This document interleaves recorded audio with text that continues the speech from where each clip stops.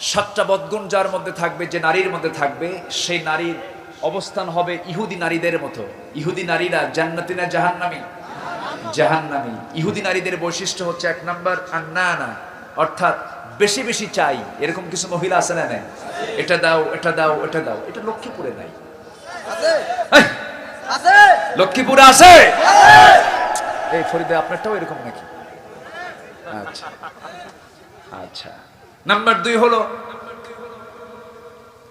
স্বামীকে সকল ক্ষেত্রে খোঁটা দেয়। আছে না? খোঁটা দেওয়া আছে? এটা কি মুসলিম নারীর স্বভাব না ইহুদি নারীর স্বভাব? নাম্বার 3 হচ্ছে হান্নানা, স্বামীর খেদমত না করা, উল্টা স্বামীকে দিয়ে খেদমত করায় নেয়। আছে না? এরকম মহিলার সংখ্যা এখন কম না বেশি? খাদিজা নবীজির বয়সে, খাদিজা ছোট না বড়? কিন্তু খাদিজার খেদমত রাসূলের জন্য কম না বেশি? সম্পদ দিয়ে, অর্থ দিয়ে, কত কি দিয়া। আচ্ছা, এই জাতীয় স্বভাব যার মধ্যে থাকবে তাদের হাসর নাসর হবে হলো ইহুদি নারীর সাথে। নাম্বার 4 হলো কিছু কিছু মহিলা আছে বলে, তুমি আমারে চিনো? স্বামীর এরকম আছে না? তুমি আমারে চিনো? তোমার চেহারার দিকে তাকায় দেখো তো, দেখো তো, তোমার সঙ্গে যে আমার বিয়ে হয়েছে তো তোমার 14 গোষ্ঠীর কপাল। এরকম খোঁটা মারা মহিলা বাংলার জমিনে নাই? আছে?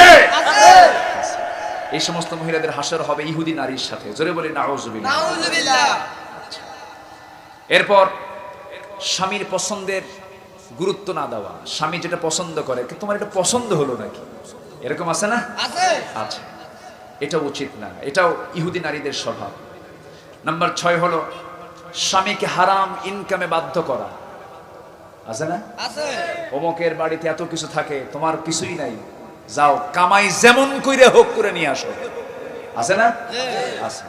এই জাতীয় স্বভাব মুসলিম নারী না ইহুদি নারী? ইহুদি নারী। নাম্বার 7 হলো যে মহিলা, যে স্ত্রী মাঝে মাঝে স্বামীকে ধইরা মারে।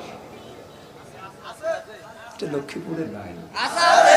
লক্ষ্মীপুরেও আছে। কাম সারছে মোটামুটি, সবই তো গুণ পাইলাম এলাকায়। তো এই 7টা বদগুণ, এটা কি মুসলিমা নারীর না ইহুদি নারীর?